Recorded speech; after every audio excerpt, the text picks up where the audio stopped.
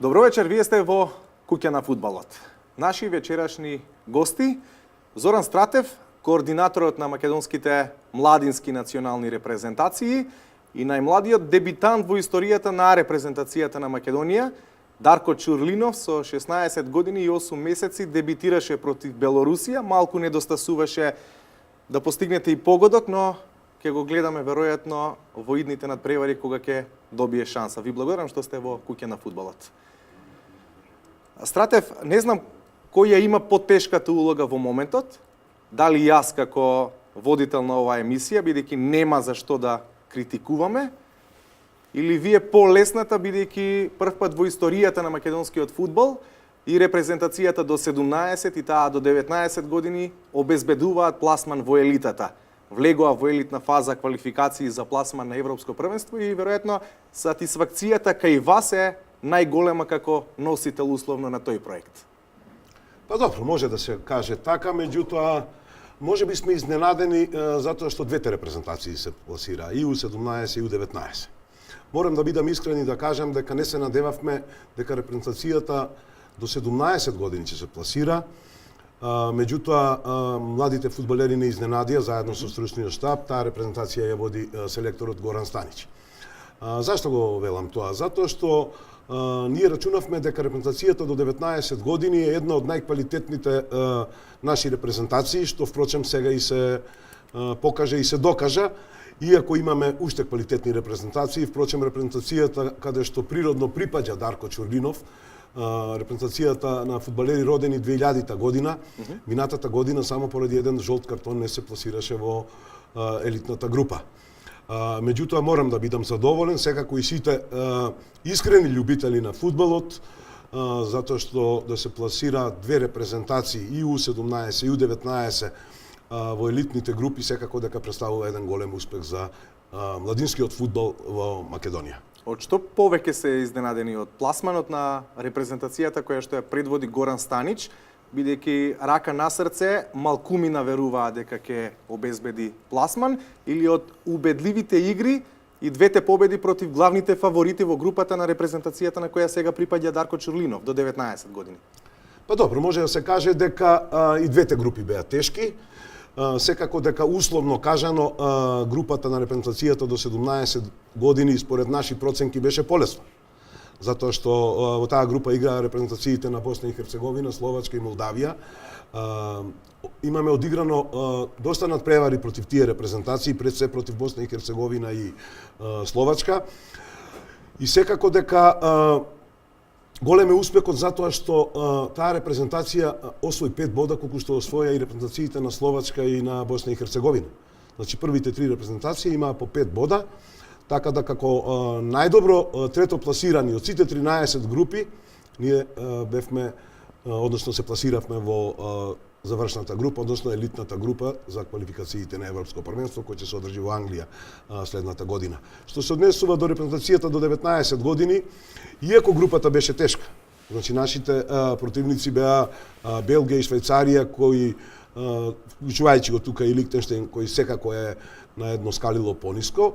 Меѓутоа Белгија и Швајцарија во последно време се во елитните репрезентации во Европа во тие младински категории, така да ние знаевме дека играме против тешки репрезентации, доста квалитетни, меѓутоа го знаевме и квалитетот на нашите фудбалери, затоа со право се надевавме дека може да се квалификуваме, а тоа го сторивме веќе после првите 2 кола. Иако дел од фудбалската фела вели Стратев како да го чекаше со јаже околу вратот паѓањето на Горан Станич во репрезентацијата до 17 години, условно кажено.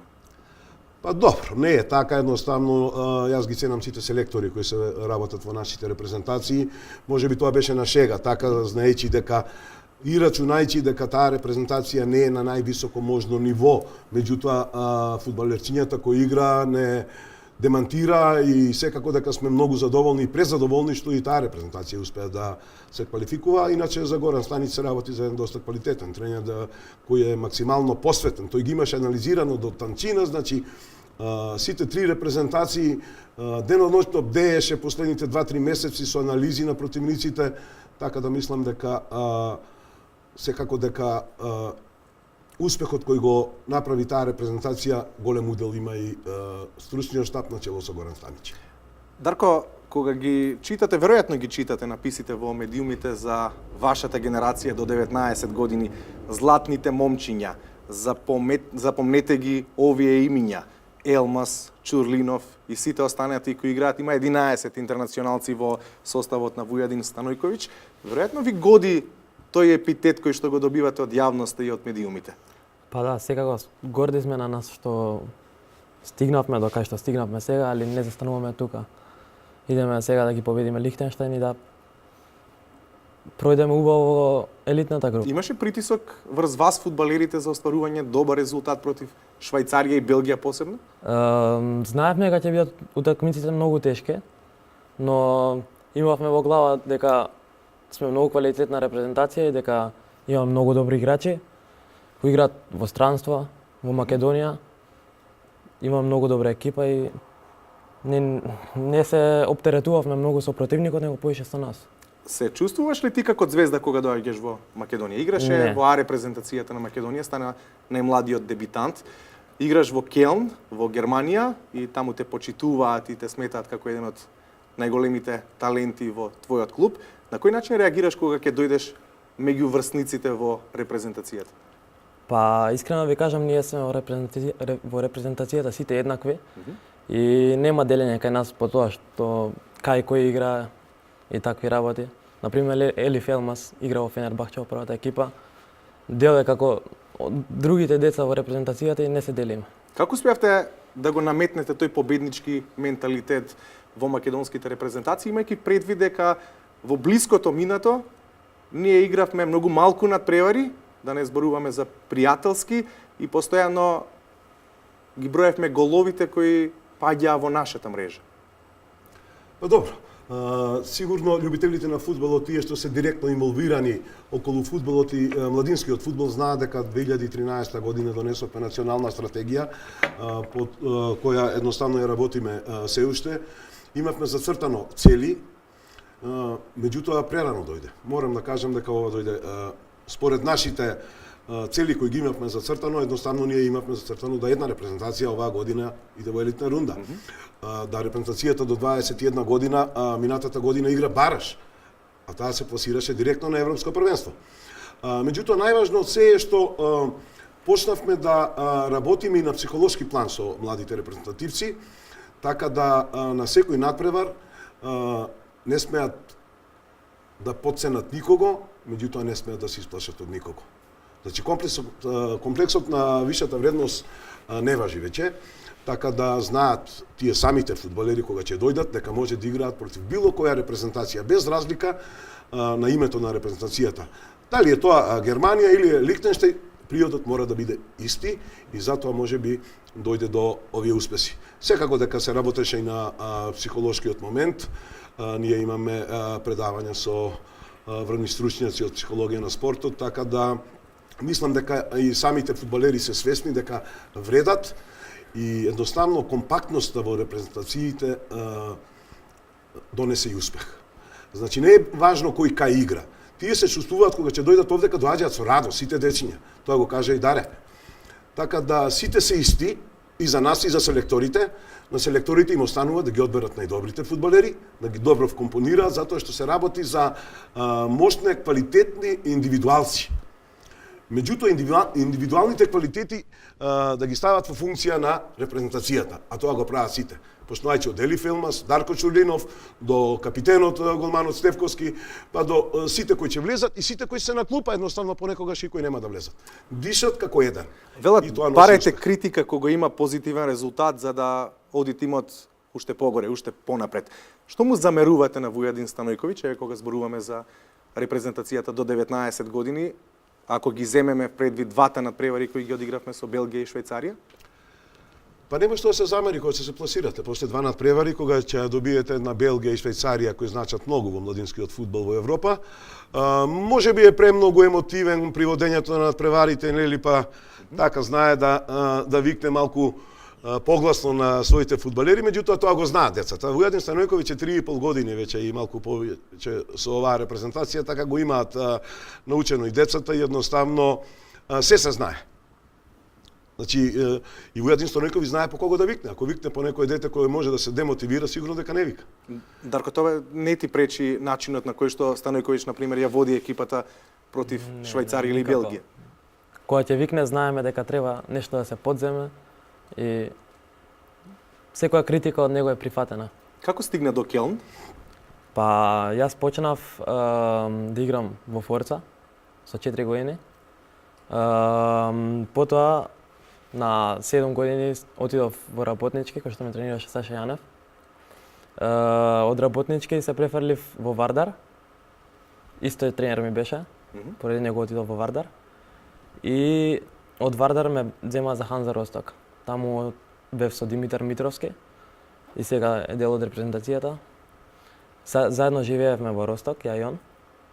После тоа отидовме заедно за Магдебург и од Магдебург отидов за Келн. Го најде своето место во Келн? Секако.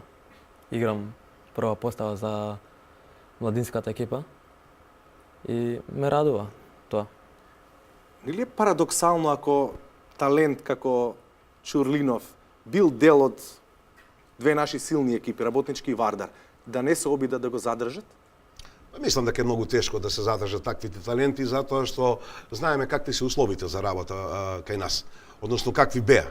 Секоја чест за одредени клубови кои ги подигнаа условите на едно повисоко ниво, секако и за тоа е и напредокот. Ние мора да се заблагодариме на клубовите кои направи одлични услови и кои добро работат со младите возрастни категории. Значи, успехот не е само на Фудбалската федерација и на селекторите, секако дека дел имаат тука и клубовите, односно тренерите кои работат во младите возрастни категории, меѓутоа на селекторите и на Фудбалската федерација да им обезбедат максимални услови. Тоа Фудбалската федерација го прави веќе неколку години, така да како за пример претходно една репрезентација пред да игра квалификации имала по 2-3 надпревари пријателски годишно. Репрезентациите кои сега играат квалификации, значи репрезентацијата до 17 и репрезентацијата до 19 години, едната имаше 14 пријателски меѓународни надпревари, а другата имаше 13. Значи, секако дека се обрнува големо внимание на младите репрезентации и нормално, следствено на тоа доаѓаат и успесите. Ние сега играме надпревари против, условно кажано, екипи, односно репрезентации кои многу значат во европскиот фудбал во младинските категории. Идеме на турнири во Латвија, каде што учествува Украина, Норвешка, Латвија. Игравме со Азербејџан, игравме со Шведска, играме со Италија. Значи, надпреварите пред се и условите кои ги направи Фудбалската федерација пред се со 10 терени со вештачка трева, условите се многу подобрени, секако дека и тренерите кои работат во клубовите ги пратат современите трендови во младинскиот фудбал во Европа и сигурно дека резултатите мора да дојдат. Го прашав кога беше во куќа на фудбалот и Вујадин Станојковиќ, чиф е Ели Фелмас или чиф е Дарко Чурлинов, на која репрезентација природно и припаѓа, бидејќи и двајцата беа и во најдобриот состав. Благоја Милевски исто така сметана или Елмаз во репрезентацијата до 21 година и незамисливо е да не биде дел од квалификации кога играат Македонија до 19 години. Па мислам дека Кој е вашето мислење за тоа? Мислам дека и Ели Фелмас во минатата емисија, мислам дека беше гостина и Дарко Чулинов се ја кажа, дека за која репрезентација да бидат повикани они доаѓаат. Меѓутоа по редот на нештата тие припаѓаат на репрезентацијата до 19 години сега, а Даре припаѓа на една генерација пониско. Неговата генерација до година игра квалификации, тоа е фудбалери родени 2000 година и секако дека и Дарко ќе игра. Не верувам дека ќе одбија или Дарко или Ели Фелмас да игра.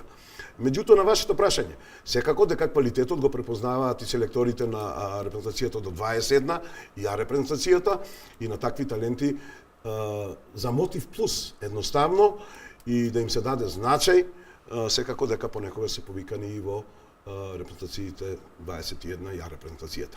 Природно си припаѓаат онаму каде што се со годиштето. За сите оние кои не го гледаа надпреварот меѓу Македонија и Швајцарија и Македонија и Белгија, еве ги најинтересните моменти од двете победи на Македонија до 19 години на квалификацијскиот турнир во Скопје.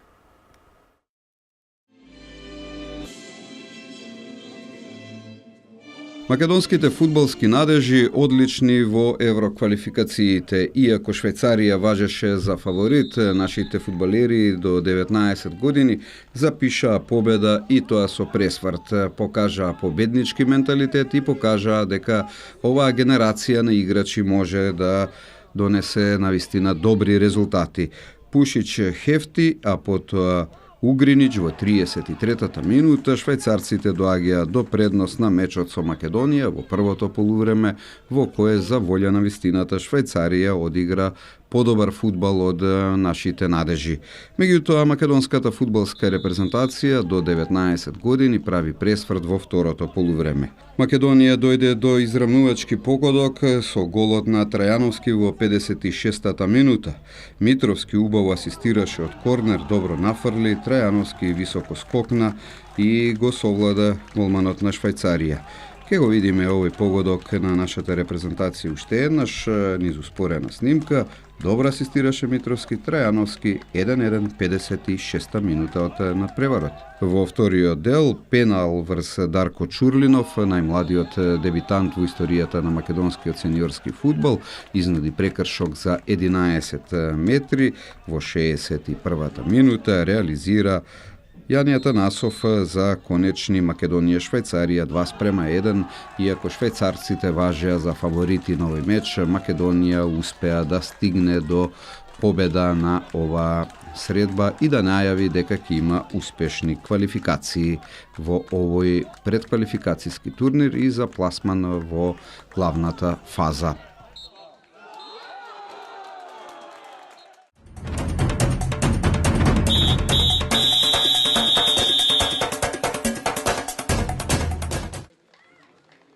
Дека македонската млада репрезентација до 19 години има навистина силен, голем, огромен капацитет, покаже и на мечот против Белгија.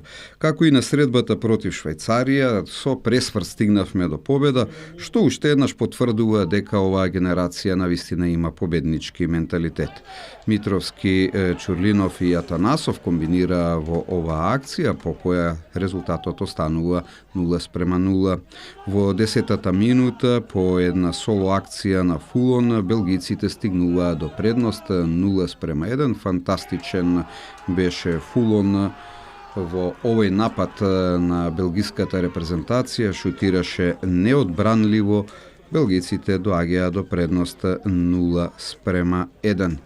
Меѓутоа, во 24-та минута од средбата, по една упорна, успешна акција на Дарко Чурлинов, фудбалерот од Келн асистира, а со глава Елмас погодува 24-та минута, Македонија-Белгија 1:1.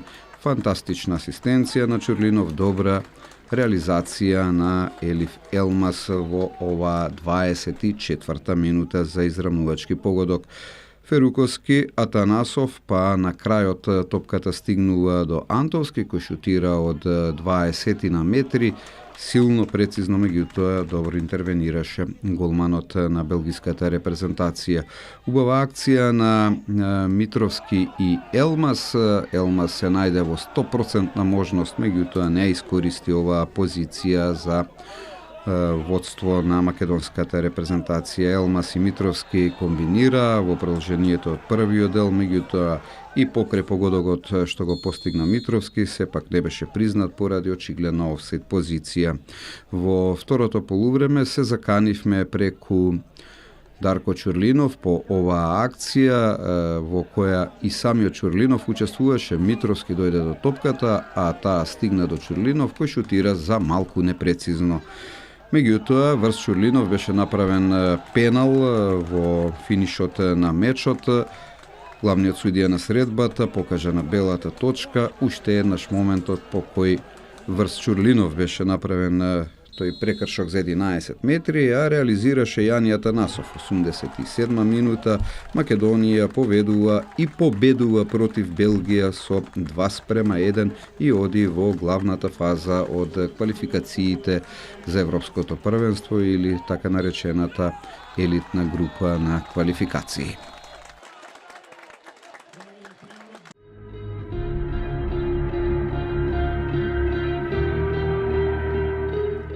најинтересните моменти од двата надпревари на македонската репрезентација, двете победи. Давате репорт во клубовите, што сте одиграле, што сте направиле кога ќе се вратите?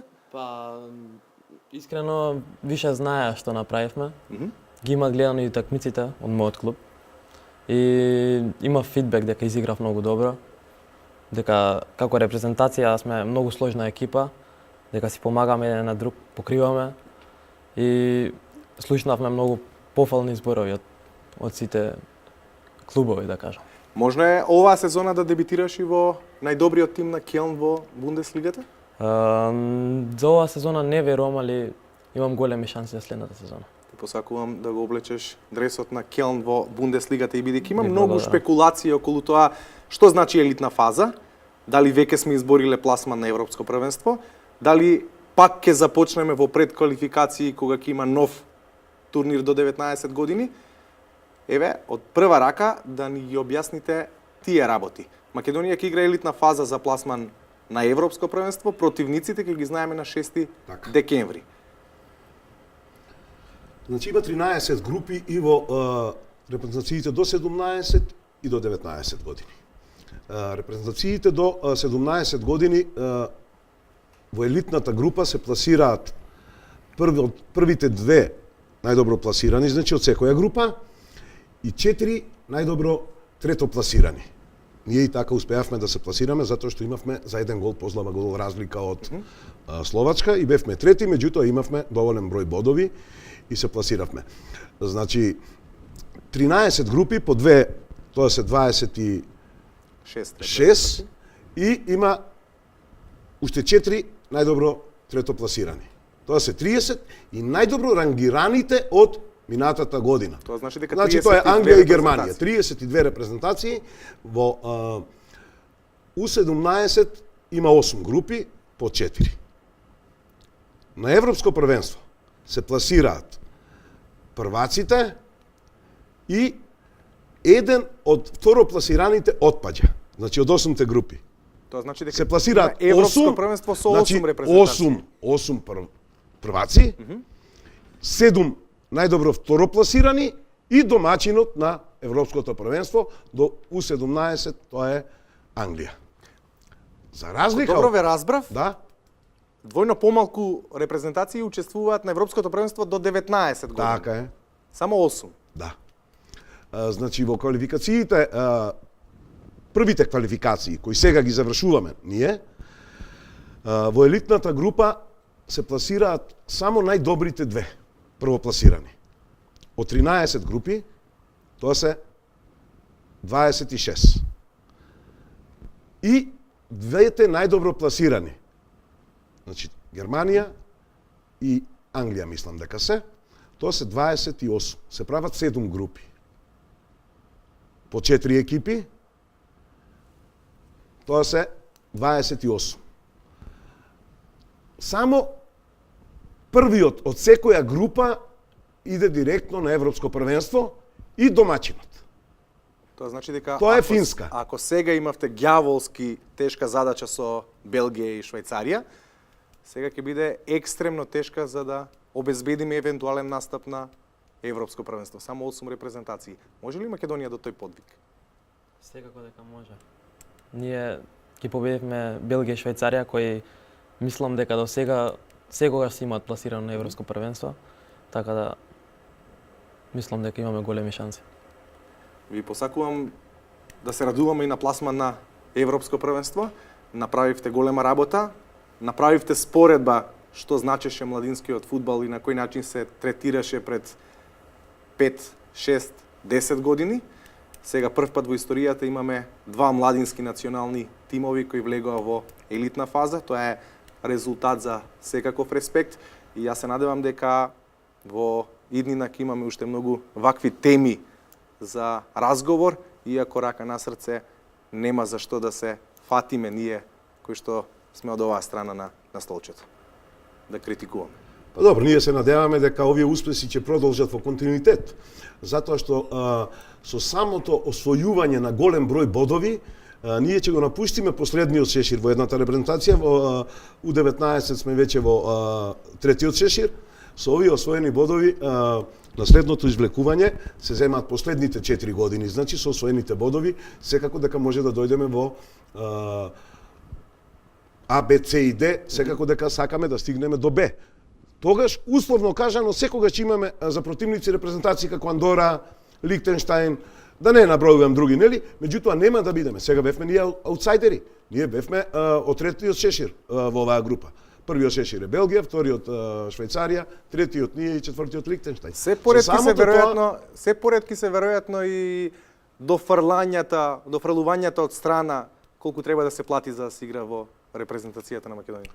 Мислам дека тоа не функционира сега, не знам и дали функционирало така, дали било, меѓутоа се слушаа гласини. Едноставно, ако се работи така, не може да се стигне до успех. Ние го покажавме ова што го покажуваме сега и секако дека на селекторите им оставаме да ги одберат најдобрите фудбалери, без разлика дали се тоа од нашето првенство, затоа што и нашето првенство нуди квалитетни фудбалери. Да не зборувам за фудбалерите кои играат во странство, кои се доста ценети.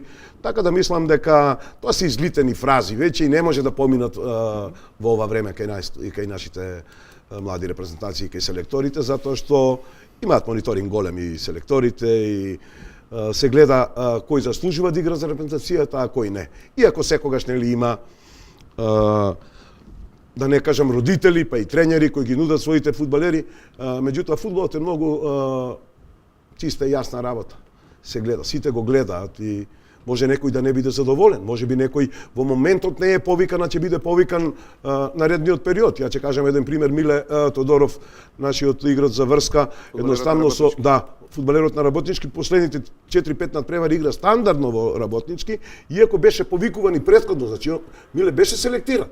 Има повици за младите, меѓутоа го немаше, играше во младинските категории. Сега игра за првата екипа на Работнички и малиот одигра одлично на ова. Ви благодарам што како впрочем и сите останати. Ви благодарам што бевте гости во куќа на фудбалот и посебно благодарам што успеавте младинскиот фудбал да го донесете на рамниште на А репрезентацијата или на репрезентацијата до 21 година, барем кога е во прашање интересот на јавноста и пишувањата на медиумите. Имаме златна генерација, да ја негуваме и да бележиме добри резултати. Ви посакувам многу здравје и многу успех. Дарко, ти благодарам, убав пат за Келн и те очекуваме одново да донесеш радости во дресот на Македонија. Многу успех, координаторе за младинските национални тимови. Благодарам. Македонската А репрезентација, 5-ти надпревар во низа е без пораз. 3 победи, запишавме одличен резултат и против Норвешка, селекција која што е 30 места подобро пласирана од Македонија на ранглистата на ФИФА. Успеавме да победиме со 2-0 со головите на Горан Пандев и Кире Марковски. Еве ги најинтересните моменти и од тој надпревар на националната арена. Македонската фудбалска репрезентација со победа против Норвешка ја заврши 2017 година. Она што го најавија, она што го посакуваа нашиот селектор и репрезентативците, го остварија со триумф од 2-0 против норвежаните. Во четвртата пресметка со оваа селекција конечно запишавме победа, а ова беше втор пријателски надпревар меѓу овие две селекции.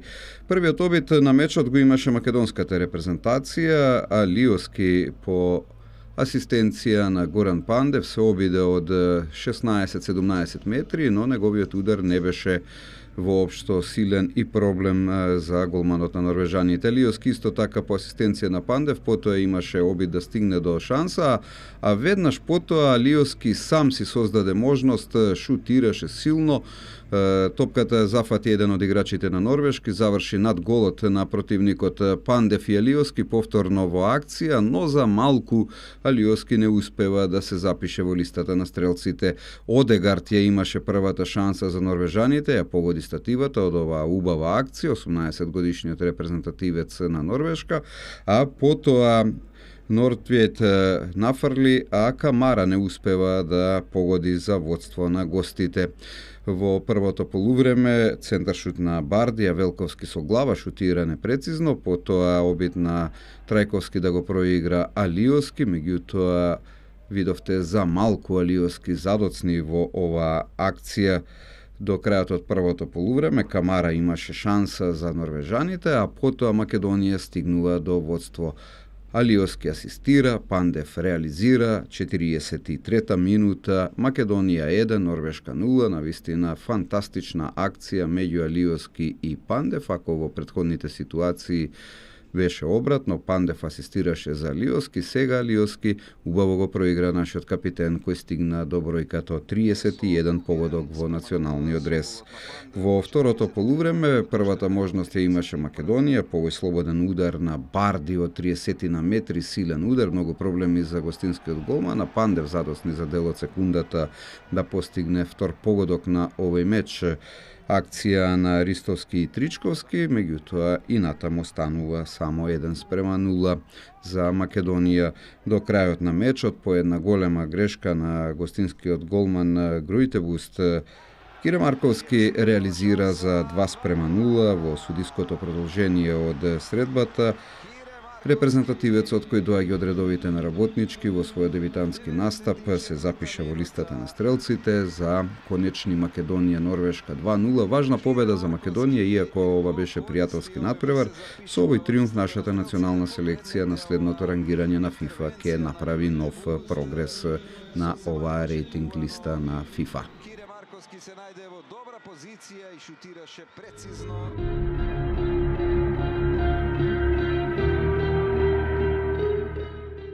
Утре во 13 часот во Дретеја македонската репрезентација до 21 година квалификацијски надпревар против Австрија на националната арена. Купи билет за 100 денари и бодрија Македонија. Ви благодарам што бевте во Куќе на фудбалот.